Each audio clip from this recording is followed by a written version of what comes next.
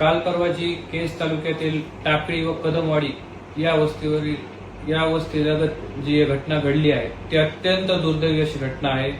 या घटनेचा आम्ही सर्वप्रथम निषेध करतो व स्वर्गीय विलास घुले यांना देखील भावपूर्ण श्रद्धांजली अर्पण करतो। ही त्यांची जी हत्या झाली आहे ही हत्या कशा पद्धतीने झाली याच्या पाठीमागे काय कारण आहे हे देखील पोलीस प्रशासनाने पाहिलं पाहिजे। या पाठीमागे कोण राजकीय द्वेषापोटी हा कोणी राजकीय दबाव आणून काय कट रचतंय का हे देखील पाहिलं पाहिजे। या ठिकाणी या गुन्ह्यामध्ये माझं नाव यामध्ये घेतलं जात आहे। हा खरोखरच यामध्ये माझं नाव येतंय का हे पोलीस प्रशासनाने पाहिलं आहे। 20 जून 2026 वार शनिवार रोजी माझे पूर्ण सीसीटीव्ही फुटेज व माझं या ठिकाणी पाहिली गेली आहे। मी सकाळी 9 वाजता घरून माझ्या पवनसूत निवासावरून निघालो व येडेश्वरी साखर कारखाना युनिट 1 या ठिकाणी पोहोचलो। तिथून परत मी रिटर्न 2 वाजता माझ्या निवासस्थानी परत आलेलो आहे।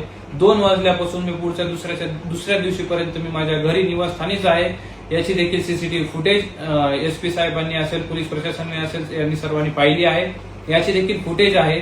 दुसरा विषय म्हणजे त्या ठिकाणी ज्या ठिकाणी ही घटना घडली त्या ठिकाणी माझी थार गाडी गेली आहे असं देखील आरोप केले जातात। पण मी आपल्या सर्वांना सांगू इच्छितो की माझी थार गाडी देखील त्या तारखेला 20 तारखेला पूर्ण दिवसभर माझ्या पार्किंग मध्ये उभा होती हे देखील सीसीटीव्ही फुटेज मध्ये क्लिअर दिसत आहे।